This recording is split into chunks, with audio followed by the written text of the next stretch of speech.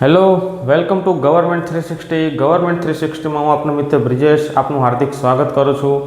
આપણે अलंकार छंद જેવા મહત્વપૂર્ણ ટોપિક પૂર્ણ કર્યા પછી આજે એક નવો ટોપિકની શરૂઆત કરવા જઈ રહ્યા છીએ જેનું નામ છે સમાસ।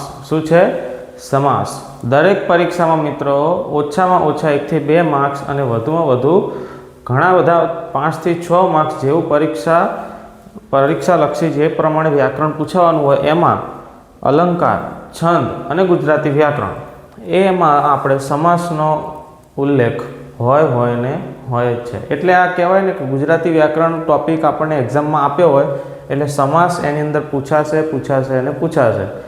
લાસ્ટ સીસીની પરીક્ષામાં પણ ઘણા સમાસ પૂછાયા હતા। તલાટી, clerk, junior clerk, senior clerk, head clerk, બિન સચિવાલય ક્લર્ક, ઘણી બધી પરીક્ષાઓમાં સમાસના ટોપિક પૂછાયેલા છે।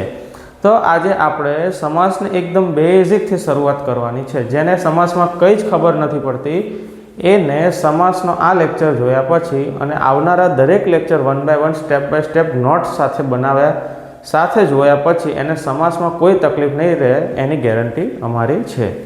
तो मित्रों अमारी चैनल ने जो लाइक शेर और सब्सक्राइब न करी हो तो खास करीने लाइक शेर और सब्सक्राइब कर दीजो।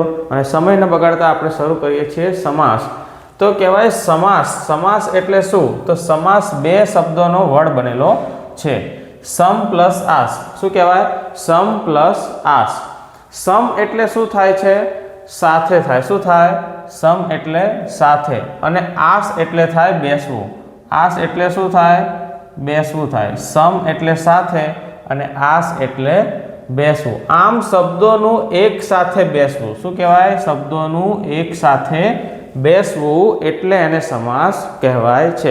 एकदम बेसिक थी मित्रों जई रह्या छे, कोई टेन्शन लेवानी जरूर नथी। जेम जेम टॉपिक चालतो जाय एम नोट्स बनावता जजो, तमने समास घूघरा जेवो टॉपिक थई जशे एनी गेरंटी छे।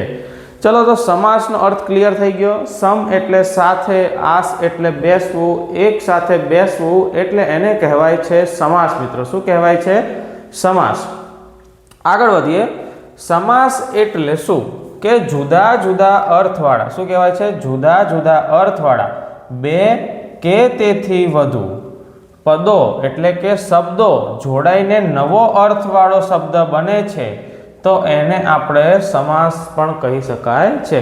समासनी सामान्य बेसिक माहिती छे मित्रों, खास ध्यान आपजो। सार्थ जोडणी कोष प्रमाणे आ सार्थ जोडणी कोष शुं छे ए मने कॉमेंटमां जणावजो, जेने खबर होय ए। सार्थ जोडणी कोष प्रमाणे बे के तेथी वधारे संयोजन एटले के मेळाप अथवा के प्लस एड करवुं बनेलो नवो स्वतंत्र पद एटले पण समास थाय छे। संस्कृत भाषा में समासनो अर्थ संक्षेप थाय छे। परीक्षा में पूछातो होय छे मित्रों, याद राखजो। शुं कहेवाय छे के संस्कृत भाषा में समासनो अर्थ संक्षेप थाय छे। तो आपणे अलंकारनो लेक्चर चलायो त्यारे पण मैं कीधुं हतुं के संस्कृत भाषा परथी उतरी आवेलो शब्द अलंकारनो शब्द कयो छे? अलम प्लस कृत एटले कहेवाय अलंकृत। हवे एनो मीनिंग तमे कॉमेंटमां जरूरथी मने आंसर करजो। आ बधा मित्रों थियोरिटिकल प्रश्नों कहेवाय गुजराती व्याकरणना, आपणने खबर होवा जोईए, परीक्षामां अवारनवार पूछाता होय छे। समासने समस्त पद अथवा सामसिक पद पण कहेवामां आवे छे। आ पण याद राखवानुं के समासने बीजा कया नामे ओळखाय छे? तो समस्त पद अथवा सामसिक पदना नामे ओळखवामां आवे छे। तो समासथी आपणने फायदो शुं? जेम आपणे अलंकार भण्या हता तो अलंकार ए वाक्यनी शोभा वधारतुं हतुं। छंद ए शुं करतो हतो के वाक्य पंक्तिमां ताल बेसाडतो हतो, एनो एक गावानो लय बेसाडतुं हतुं। तो एवी ज रीते जो समासनो उपयोग करीए तो लखाण टूंकू बने छे। केवुं बने छे? टूंकू। अने भाषा सचोट बने छे। केवी बने छे? सचोट एटले के क्लियर अने कट। शुं कहेवाय? क्लियर ने कट। तो समास में मुख्य 3 पदों होय छे मित्रों। मुख्य केटला पदों होय छे? 3 पदों होय छे। समास में मुख्य 3 पदों पूर्व पद, मध्य पद अने अंतिम पद अथवा उत्तर पद एने कहेवामां आवे छे। खास याद राखजो मित्रों, एने शुं कहेवाय छे? पूर्व पद, मध्यम पद अथवा अंतिम पद एने कहेवामां आवे छे। તો પૂર્વપદ કોને કહેવાય છે? શબ્દના આગળનું પદ હોય એને પૂર્વપદ તરીકે ઓળખવામાં આવે છે. આ મિત્રો તમારે સમજવું ખૂબ જ જરૂરી છે. આગળ જ્યારે આપણે સમાસ આગળ વધારીશું, આગળ જોઈશું, ત્યારે તમને એ ખબર હોવી જોઈએ કે પૂર્વપદ કોને કહેવાય, મધ્યમ પદ કોને કહેવાય અને ઉત્તર પદ કોને કહેવાય. તો પૂર્વપદ એટલે શું? ખાસ યાદ રાખજો, સમાસના આગળનું પદ એને પૂર્વપદ તરીકે ઓળખવામાં આવે છે. મિત્રો ખબર પડી કે ના પડી? ચલો, એના પછી આવે છે મધ્યમ પદ, એટલે કે શબ્દના વચ્ચેનું પદ હોય તો એને મધ્યમ પદ કહેવામાં આવે છે, એટલે કે સેન્ટર. અને ઉત્તર પદ કોને કહેવાય? તો છેલ્લે જે વધે એ, એટલે કે શબ્દના પાછળનું પદ, જેને આપણે ઉત્તર પદ કહીએ છીએ. તો હવે એને એક નાનકડા એક્ઝામ્પલ પરથી સમજીએ. રામ લક્ષ્મણ સીતા. રામ લક્ષ્મણ સીતા. તો આમાં પૂર્વપદ કયું થયું?